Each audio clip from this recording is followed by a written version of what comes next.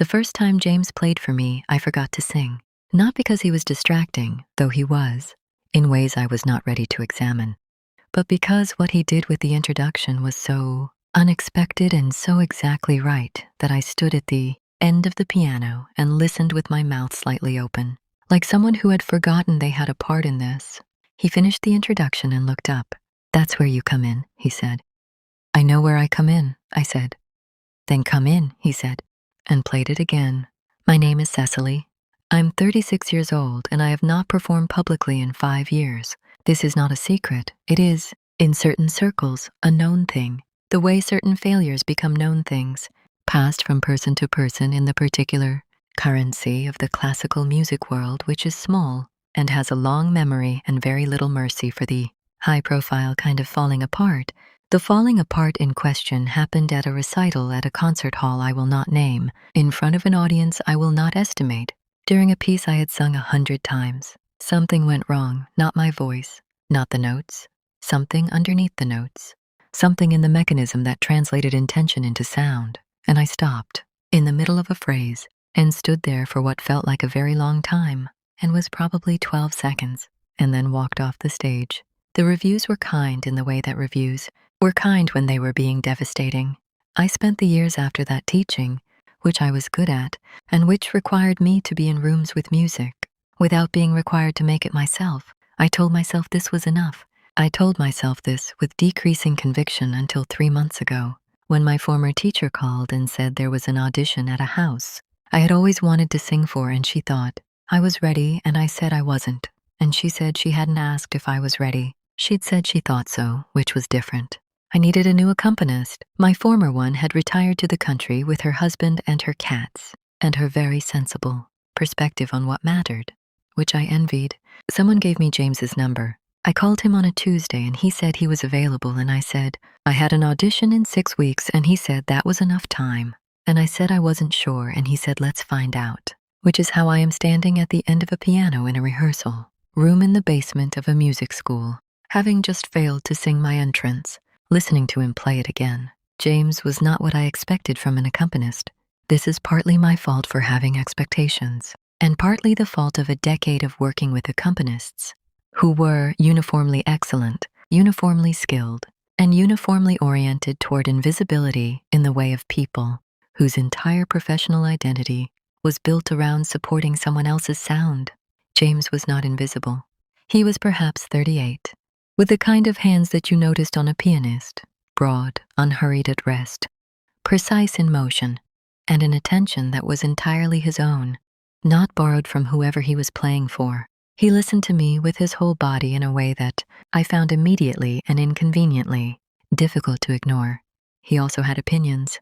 "The tempo marking is too slow," he said after the first run-through. "For you specifically, your voice needs more space than that tempo allows." "The marking is the marking," I said. "The marking is a suggestion for an average voice," he said. Not unkindly, just certain. "Your voice is not average. If we play it as marked, you'll be working against yourself the entire piece." I looked at him. "You've heard me sing one run-through." "Yes," he said. "And you can tell that from one run-through." "I can tell that from the first phrase," he said. He played the opening line. "Hear that?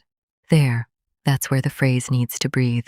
At the marked tempo, it doesn't get to." He played it again, fractionally slower. "There, you hear the difference?" I heard the difference. "Fine," I said. "Don't say fine like that," he said. "Like what?" "Like you're conceding a point in an argument," he said. "Say it like you hear it." I looked at him. He looked back with the equanimity of someone who was not going to be managed. "I hear it," I said. "Good," he said. Again from the top. The second week, he stood up from the piano. We had been working on the middle section, a long sustained phrase that I had been approaching with a technical precision that was, I knew the problem and could not stop making the problem. And he played it, through twice, and then simply stood up and came to stand beside me. Not at the piano, beside me, with no instrument between us and the particular acoustic of the rehearsal room suddenly very present. "Sing it," he said. "Without me." "Without accompaniment?" "Without accompaniment." I sang it, technically correct, properly supported, entirely defended. He was quiet for a moment. "What are you protecting?" he said. "I'm not." You are, he said, not harshly, every phrase. You're singing with your hands in front of your face. He turned to look at me directly. What are you protecting? I looked at the middle distance. You know what happened, I said. At the recital. I know what happened, he said. I need you to tell me what you think happened. I stopped, I said, in front of everyone. Why? I stopped, tried again. Something went, some mechanism. I don't know how to explain it technically. Not technically, he said. What happened in the room, inside you, before you stopped? I looked at him. He was waiting with the patience of someone who had asked the right question and was prepared to wait as long as it took. I felt it, I said, finally, quietly. The piece. For the first time in years, I actually felt it while I was singing it, and it terrified me, because I didn't know what it would do, whether I could control it. I looked at the piano, so I stopped. The rehearsal room was very still. You stopped because you felt something, he said. Yes. And you've been making sure not to feel it since. Yes. He nodded slowly. Then he went back to the piano and sat down and placed his hands on the keys and looked at me. Sing it again, he said. And this time, let it terrify you. The fourth week, he played me something of his own. It was an accident, or it began as one. I arrived early and he didn't hear me come in, which was becoming a theme in my life. And he was at the piano playing something that was not our repertoire. Something of a different character entirely, structured but searching, the kind of piece that sounded like a question being turned over repeatedly, examined from different angles, not yet answered. I stood in the doorway. He finished and sat with his hands in his lap, and I said, "What was that?" He turned, not startled. "Something I've been working on." "For how long?" 3 years. "Is it finished?" He looked at the keys. "I don't know yet," he said. "I keep finding new things in it." I walked into the room and sat in the chair I always used, the one slightly to the left of the piano, where I could see both his hands and his face, and said, "Play it again." He looked at me. "Please," I said. He played it again, all of it this time, longer than I'd realized, 7, 8 minutes. The question turning and returning, the answer approaching and retreating, something in it that I recognized without being able to name. When he finished, I didn't say anything for a moment. "You've been listening to other people's music for how long?" I said. "Professionally? 15 years. And in 15 years, how many people have asked you to play something of your own?" He was quiet. "James," I said. "Not many," he said. I stopped, found it. "That piece deserves to be heard." He looked at me with an expression I hadn't seen from him before, open and slightly undone. The professional composure shifted just enough to show what was underneath it. "It's not finished," he said. "Neither am I said. "We're still here." He looked at me for a long moment. Then he turned back to the piano and played the opening chord of our audition piece. And we worked for 2 hours, and it was the best session we'd had. And neither of us mentioned the piece again that day, and both of us were thinking about it the entire time. I don't know exactly when it happened. One phrase I was present and careful, and the next I was simply in it. The way I had been at the recital, the moment before I stopped, the feeling that had terrified me into silence. Except this time I didn't stop. I kept going, phrase after phrase, the piece doing what it was supposed to do when you stopped getting in the way of it. And James was there. I could feel him there. The tempo breathing with me, the dynamics following where I led, the piano not an accompaniment but a conversation, his whole attention underneath mine, holding it up. I finished the piece.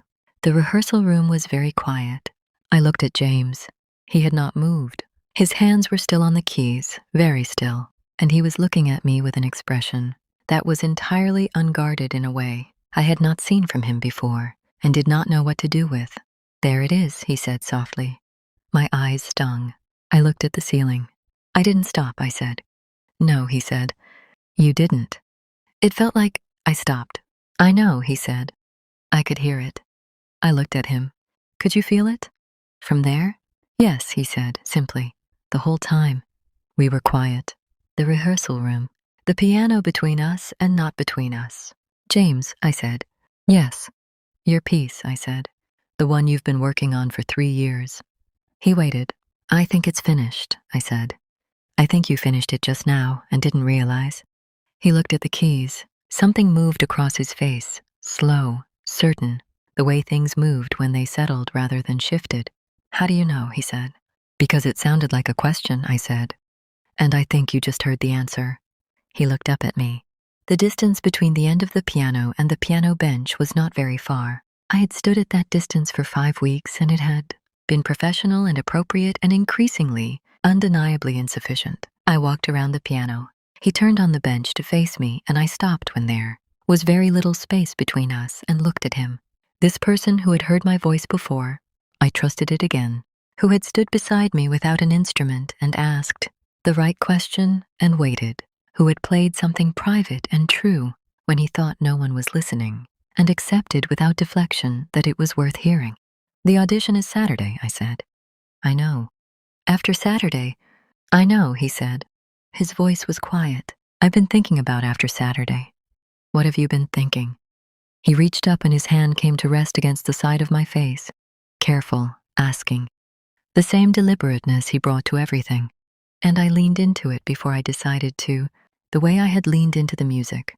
The way you leaned into things when you stopped getting in the way of them. That the audition is one thing, he said. And this is another thing. And I don't want to confuse them. They're not confused, I said. No, he said. They're not. Basement of the music school, and neither of us was thinking about the audition, and both of us were thinking about, and then, and outside the city, went about its business entirely unaware that something had just been finished and begun at the same time.